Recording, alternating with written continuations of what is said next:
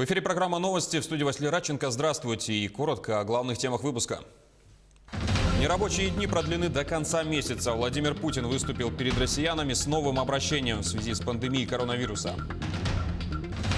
Глава Якутии, между тем, продлил до 30 апреля включительно режим повышенной готовности на территории региона. Теперь для обращения практически по любому вопросу, связанному с мерами по коронавирусу в Якутии, можно обратиться к системе 112.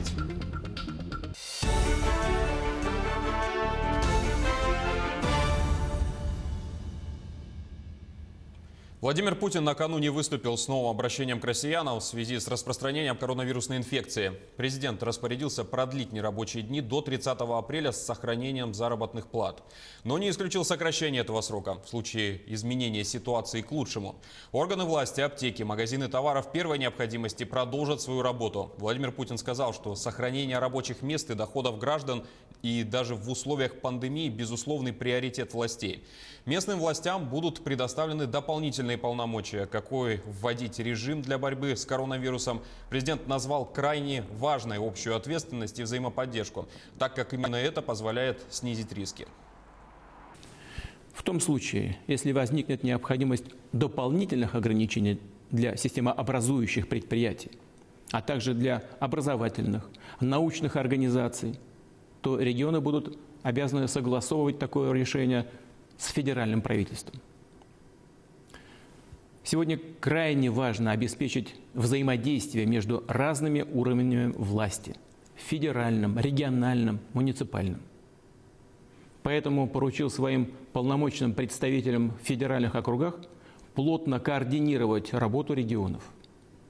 Вся информация должна поступать в Координационный совет при правительстве Российской Федерации по борьбе с коронавирусом, обрабатываться там, анализироваться и учитываться при принятии решений.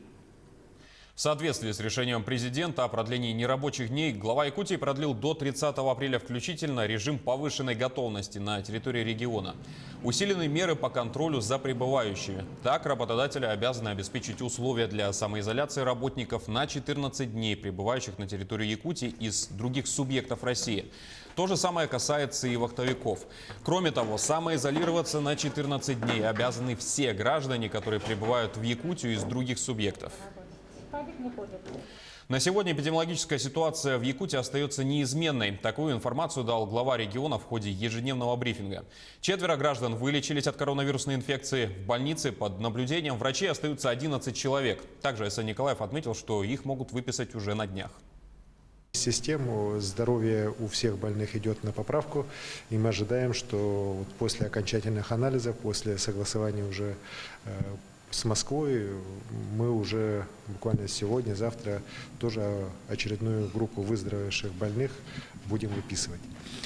Все анализы, которые вчера на территории республики были проведены, их свыше 150 сотен, они все отрицательные.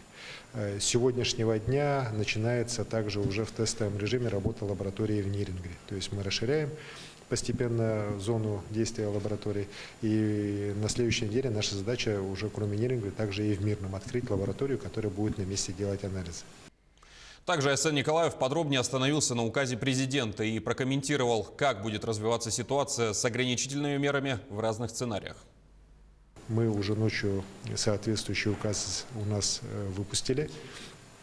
Конечно же, сохраняются те ограничения, которые есть у нас в первую очередь по нашим 4 муниципальным образованиям.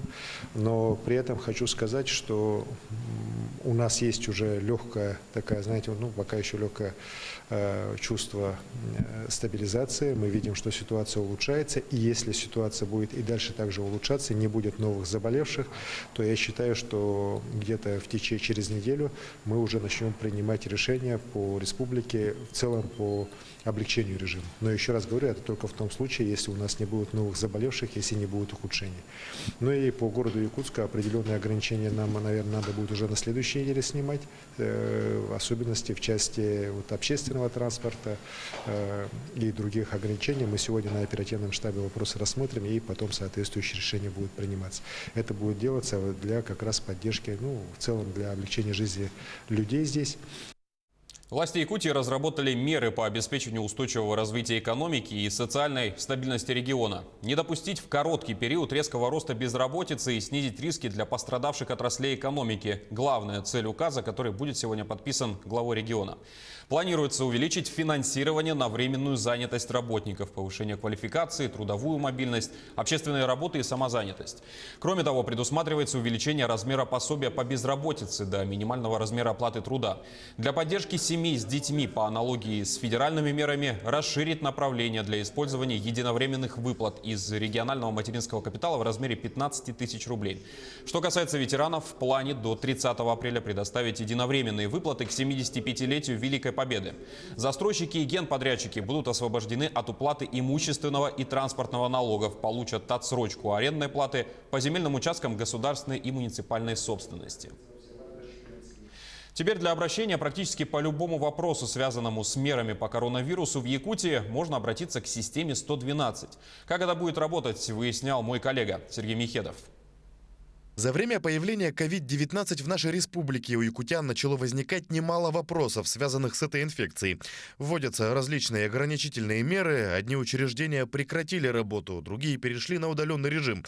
Появился и волонтерский штаб для помощи людям в этот сложный период. По каким номерам звонить и где узнать нужную информацию? Теперь для обращений по коронавирусной инфекции COVID-19 вы можете звонить на номер 112. Начиная с сегодня, система экстренной помощи 112 берет на себя функцию своеобразного агрегатора вопросов по коронавирусу. Теперь, позвонив с любого телефона на короткий номер 112, вы сможете узнать все необходимое, связанное с COVID-19. Например, сообщить о нарушении режима запрета работы торговых точек, продажи алкоголя или попросить о помощи штаба волонтеров. Кроме того, система 112 продолжит принимать звонки для экстренной помощи и обрабатывать их. Во время поступления звонков мы принимаем вызова у заявителей, опрашиваем их, спрашиваем, что именно у них произошло. Создаем обращение, заполняем адрес в обязательном порядке. Вообще, сама по себе система 112 – это российский аналог американского единого номера 911 для вызова экстренных служб. Звонить можно с телефонного аппарата, неважно, мобильного или стационарного, даже с нулевым балансом. Главное, чтобы ловила сеть. Доступна эта система на всей территории Якутии. Более того, эта система интегрирована с порталом One Click Якутия. Суть интеграции состоит в том, что ответы на поступившие вызовы будут отслеживаться через портал One Click Якутия, на котором они будут переданы ответственным службам, органам местного самоуправления, органам государственной власти, их подведомственным учреждениям, управляющим компаниям. Пользователи смогут отслеживать статус выполненной заявки на портале One Click Якутия. Таким образом, если вы хотите получить любую информацию или помощь, связанную с мерами по COVID-19, теперь смело набирайте 112. Вашу заявку примут и передадут в соответствующую инстанцию.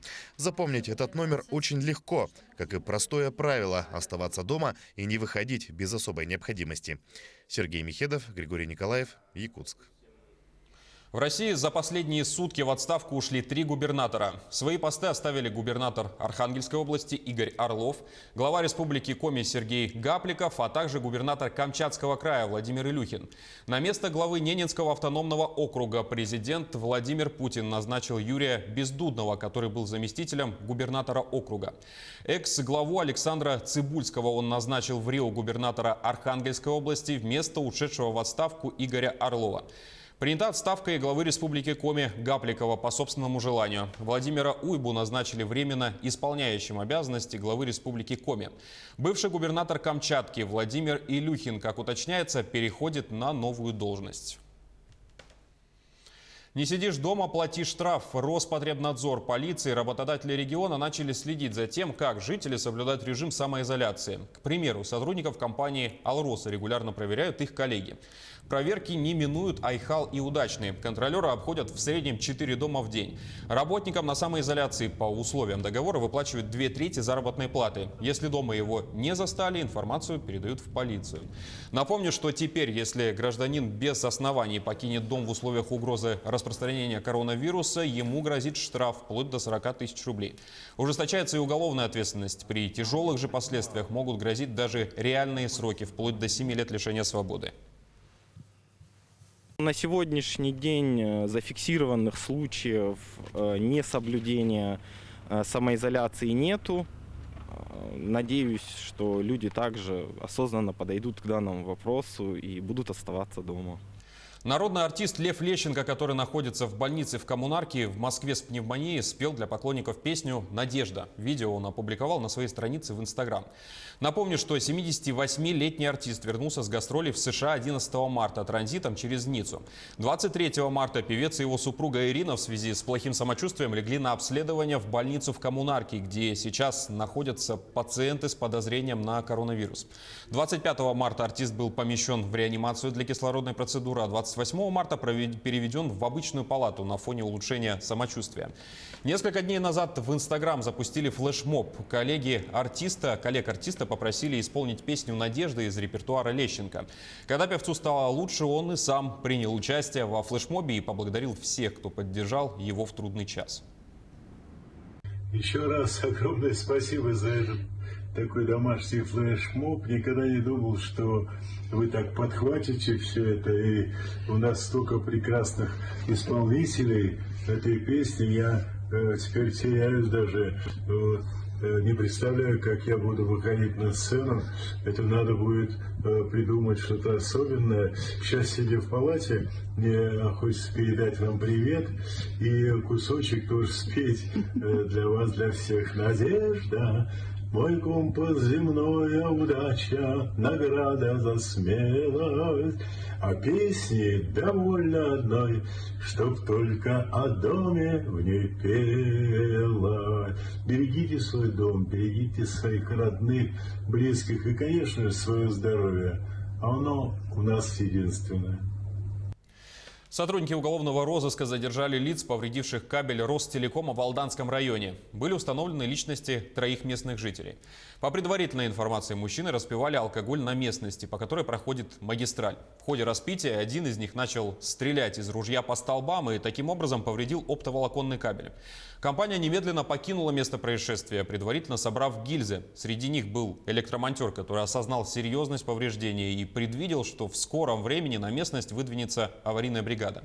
Сейчас все участники происшествия доставлены в отделение. Решается вопрос о возбуждении уголовного дела.